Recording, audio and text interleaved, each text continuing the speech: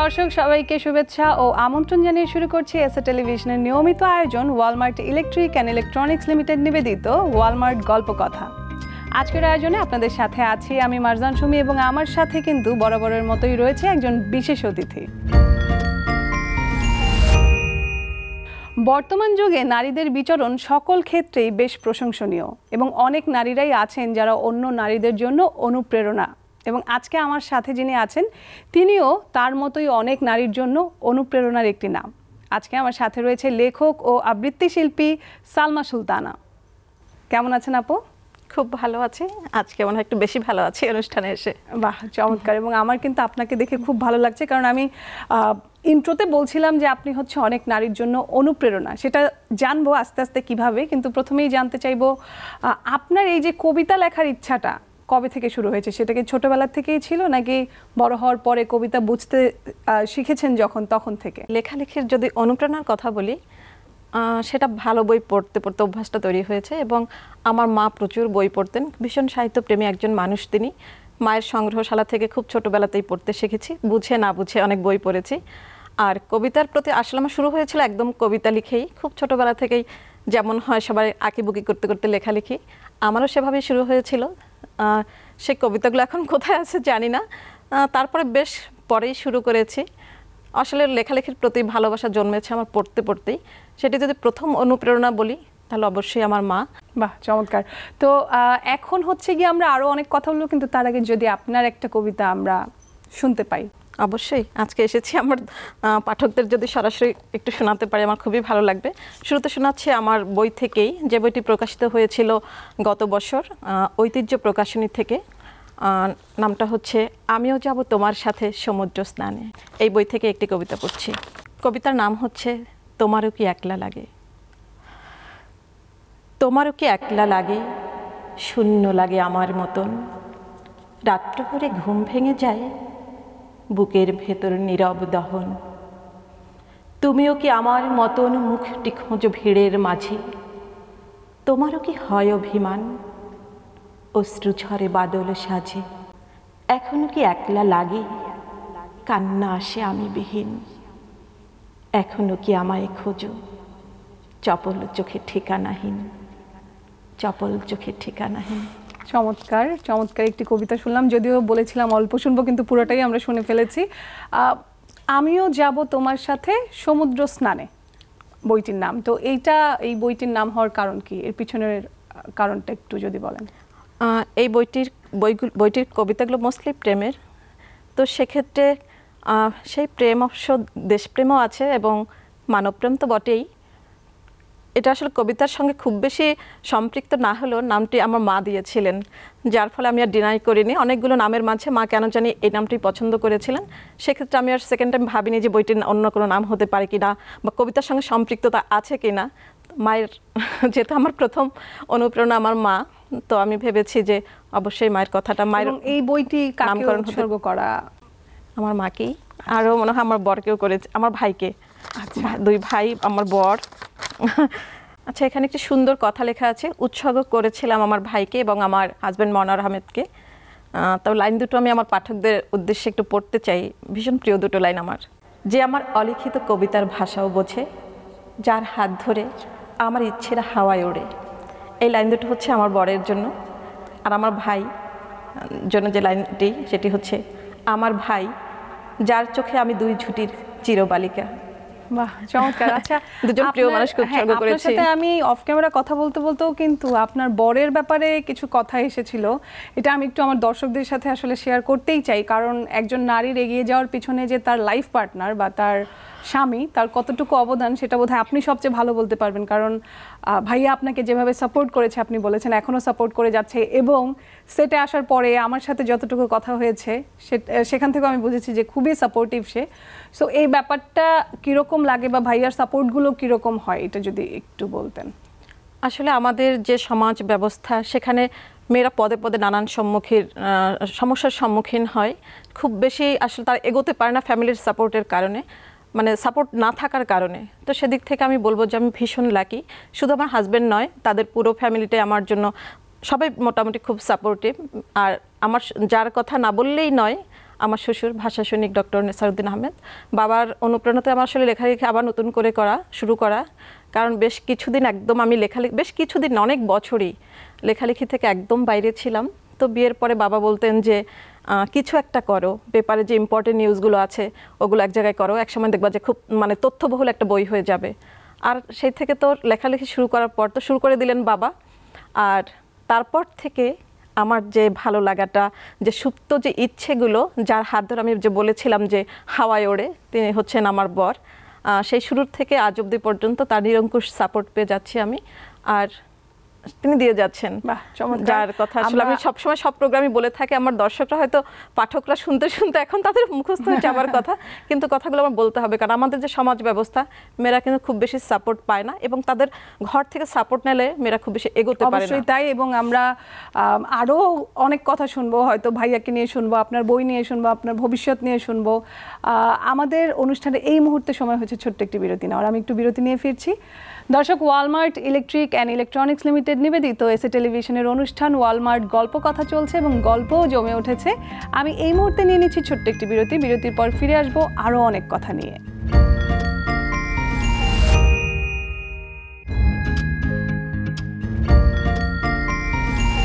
Walmart electric and electronics limited নিবেদিত SA টেলিভিশনের নিয়মিত আয়োজন গল্প কথা চলছে। আপনারা আছেন আমাদের সাথে, এবং আমাদের সাথে রয়েছে বিশেষ অতিথি সালমা সুলতানা আপু।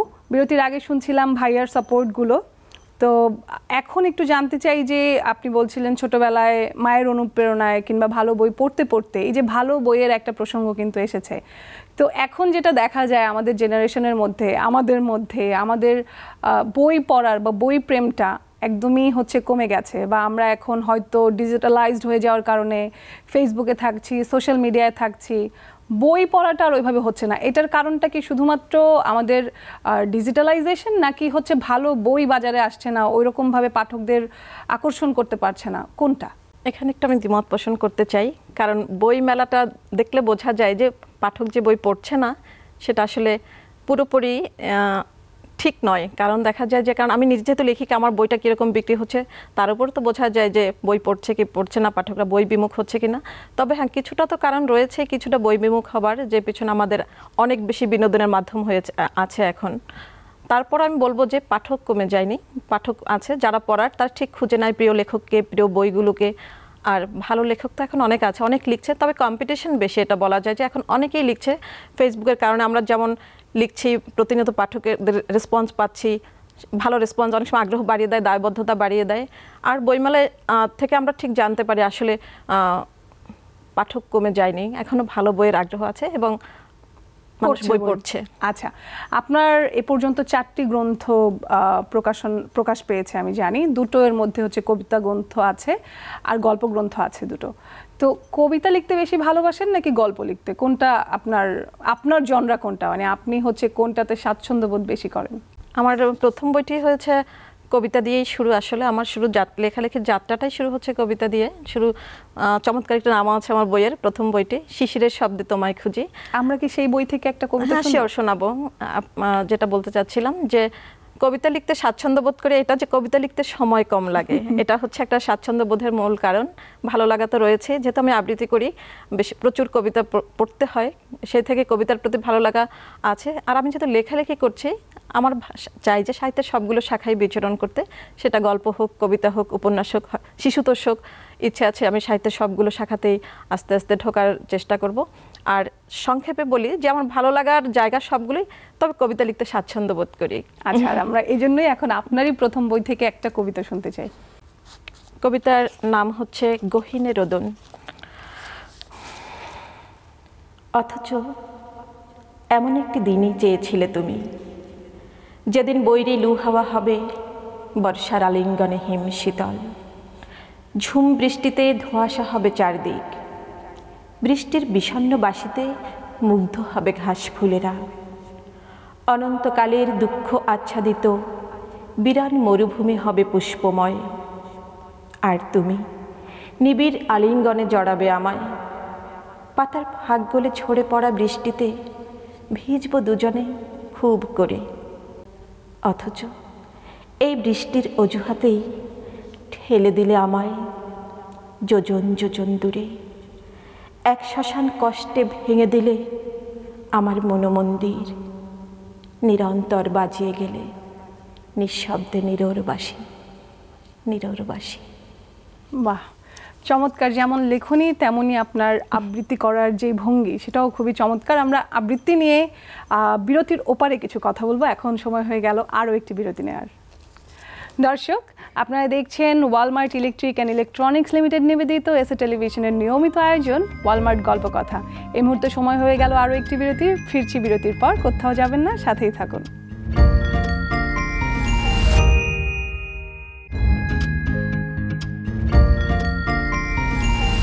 বিরতির পর সবাইকে আরও একবার স্বাগত জানাচ্ছি Walmart electric and electronics limited নিবেদিত এসএ টেলিভিশনের অনুষ্ঠান ওয়ালমার্ট গল্প কথায়।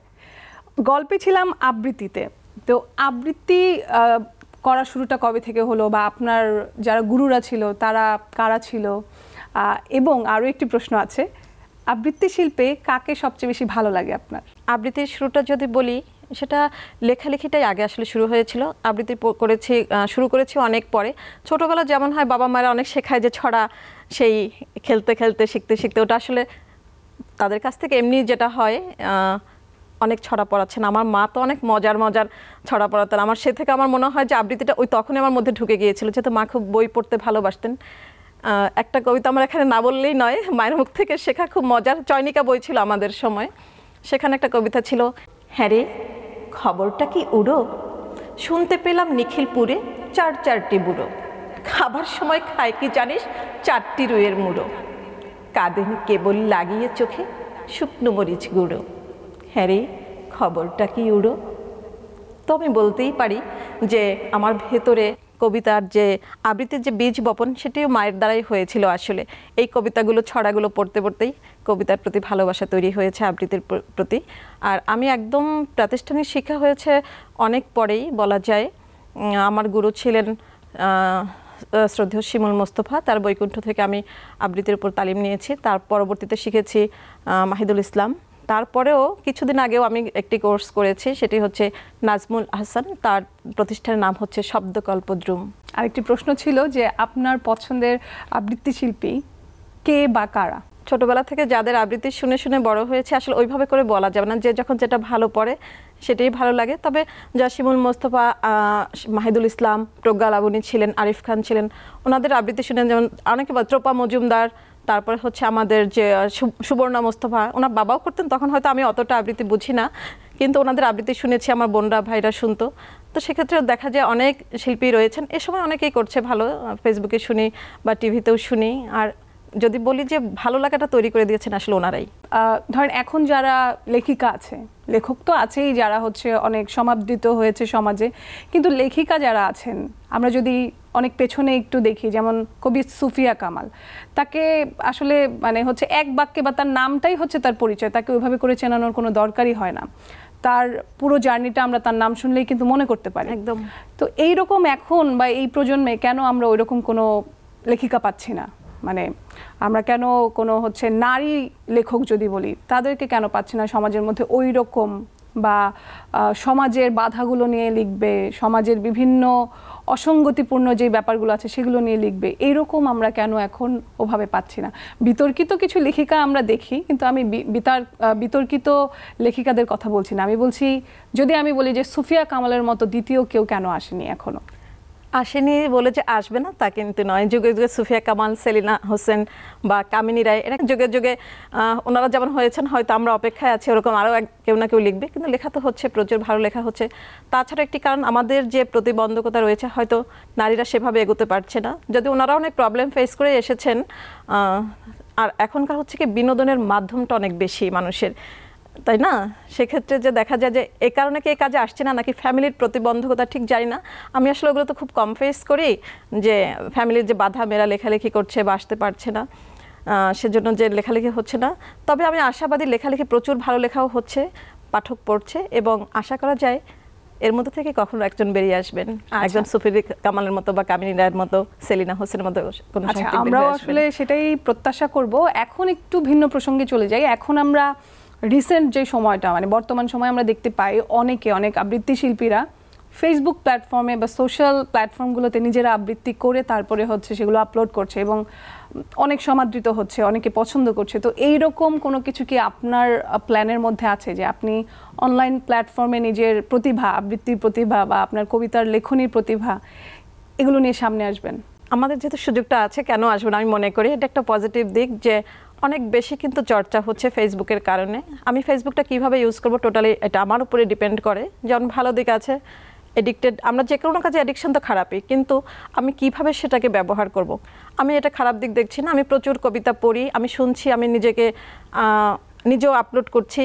ভালো কাজের চর্চা হলে তো কোনো অসুবিধা নেই, যেটা শুদ্ধ সংস্কৃতির চর্চাটা আরও বেশি করে হচ্ছে এখনও। কিন্তু এই যে অনেকেই লেখালেখি করছে, কিন্তু ফেসবুকের যে দুটো খারাপ দিক রয়েছে তা কিন্তু নয়। এটা শুদ্ধ সংস্কৃতি যদি চর্চা হয়, সেটি আমরা কিন্তু ফেসবুকের মাধ্যমে পৌঁছে দিতে পারছি অনেকের কাছে, অনেকে শুনছে। আর আমি নিজেও করি, অনেক কবিতা আবৃত্তি আপলোড করি, আমার লেখালেখিগুলো আমি কিন্তু অনেক আপলোড করি। আমার পাঠক মূলত সেভাবেই তৈরি হয়েছে। আমার আবৃত্তির যে প্রশংসা পেয়েছি আমি, বা আমাকে অনুপ্রাণিত করছে আবৃত্তির দিকে আরও আমাকে এগিয়ে দিচ্ছে, সেটি কিন্তু ফেসবুকের কারণেই। প্রচুর পাই, শ্রোতাদের প্রশংসা পাই। প্রশংসা মানে তো নিজেকে আরও দায়বদ্ধতা, সেক্ষেত্রে আমাকে আরও শানিত করার চেষ্টা করি। তো আমি করি এটা, আমাকে ভালো দিকেই দেখি আসলে, আমি খারাপ কিছু নয়, শ্রোতা তৈরি হচ্ছে।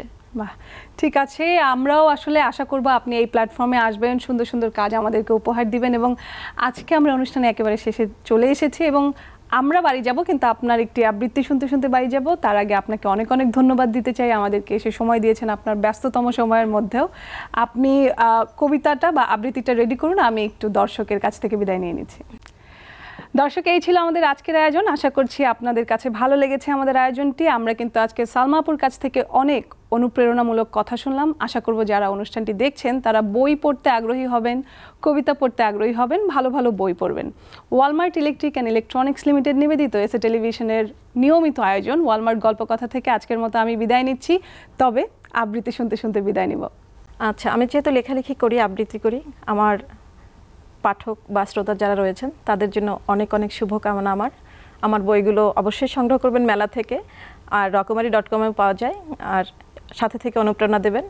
আর অবশ্যই এসিটিভিকে আমার অনেক অনেক শুভকামনা, প্রিয় সঞ্চালিকাকে ধন্যবাদ, এবং Walmart electric and electronics media লিমিটেডকে আমার অনেক অনেক শুভকামনা। তাদের জন্য রইল আমার অপার শুভকামনা, শুভেচ্ছা।